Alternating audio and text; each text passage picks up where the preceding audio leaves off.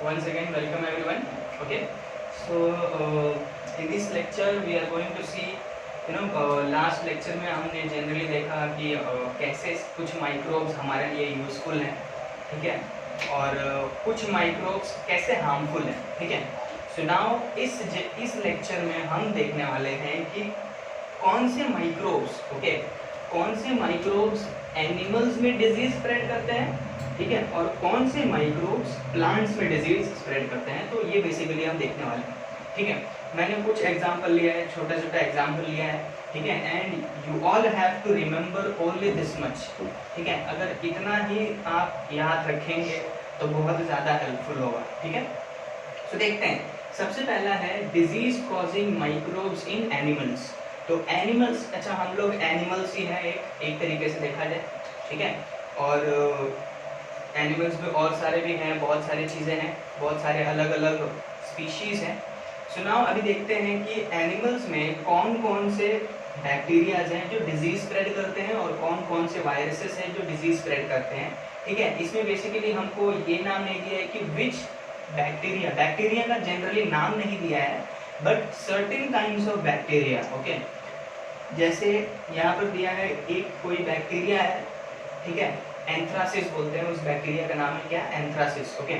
Now ये क्या करता है, एंथ्रैक्स, ये एक डिजीज का नाम है, क्या है, ये एक डिजीज का नाम है, ओके. अभी ये किस किस में होता है, ये डिजीज कहाँ कहाँ होता है, तो ह्यूमंस में होता है एंड कैटल्स में होता है, okay. You all know kettles किसको बोलते हैं, और ह्यूमन बीइंग्स हम सबको पता ही है, ठीक है. तो ह्यूमन बीइंग्स में होता है और कैटल्स में होता है, और इसके 2 या 3 सिम्टम्स लिखे हैं मैंने, आप देख लीजिए वो 2 और 3 ये सिम्टम्स क्या है उसके.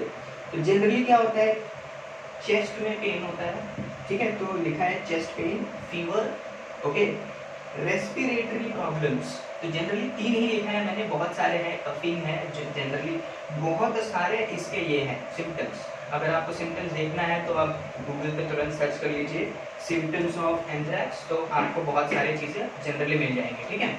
नाउ अभी वायरस के बारे में, ठीक है. सो सम वायरसेस, ये वायरस क्या है जिसे एनिमल्स या कैटल्स में जनरली बहुत ज़्यादा है.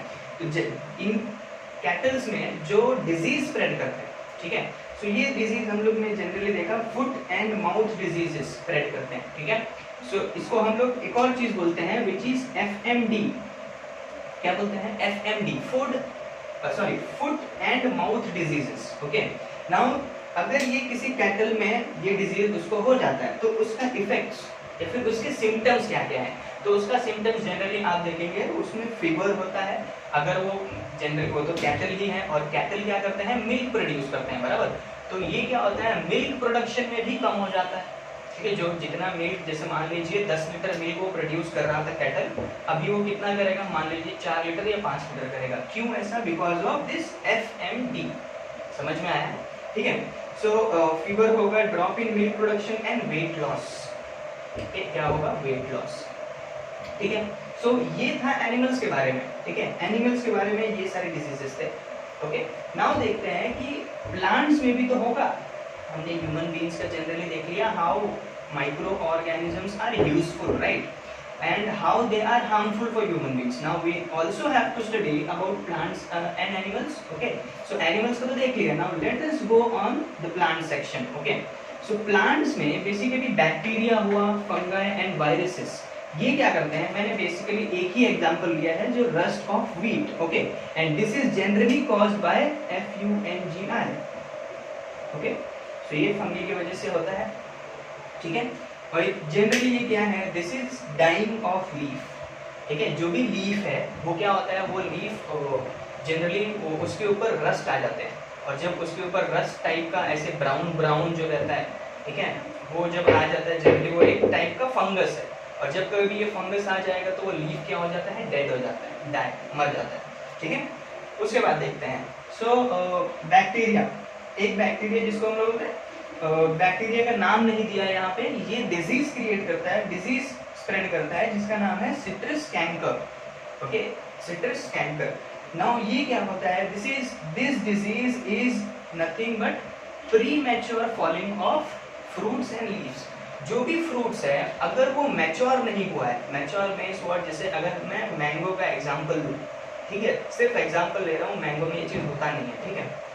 तो मान लीजिए अगर मैंगो है तो पहले इनिशियली वो ग्रीन होता है, राइट? कैसे होता है? ग्रीन। अगर वो ग्रीन होता है तो वो बोलते हैं कि वो अपने फर्स्ट और सेकंड स्टेज पे है, जिसे वो बढ़ेगा, फिर उससे थोड़ा और बड़ा होगा एंड उसके बाद वो पकना स्टार्ट होता है, बराबर है? तो मान लीजिए जब पक जाएगा तो that is matured fruit, right? और जब वो पका नहीं है तो फिर वो इमैच्योर हुआ, राइट है? तो जब वो इमैच्योर है तो अगर मान लीजिए ग्रीन ही था, उसके ऊपर कुछ पैचेस आने लगे, ठीक है, क्या होने लगा? पैचेस आने लगा एंड आफ्टर सम टाइम वो क्या हो गया? वो ऐसे ही गिर गया। मीन्स इसको हम लोग बोलते हैं प्री मैच्योर फॉलिंग, ठीक है? वो फ्रूट अब तक मैच्योर नहीं हुआ है लेकिन फिर भी क्या हो रहा है? फॉल हो जा रहा है, गिर जा रहा है ट्री से। So that disease is nothing but citrus canker, okay? This is also known as, उसका मेन चीज क्या है? Premature falling of leaves as well as fruits. तो लीव्स भी प्री मैच्योर अगर फॉल होते हैं तो उसके उस प्लांट के अंदर क्या है? डिजीज है। That disease name is what? Citrus canker, okay? So वापस से just make a note of all these things, okay? Try to remember each and everything, okay? Let's see you in the next lecture.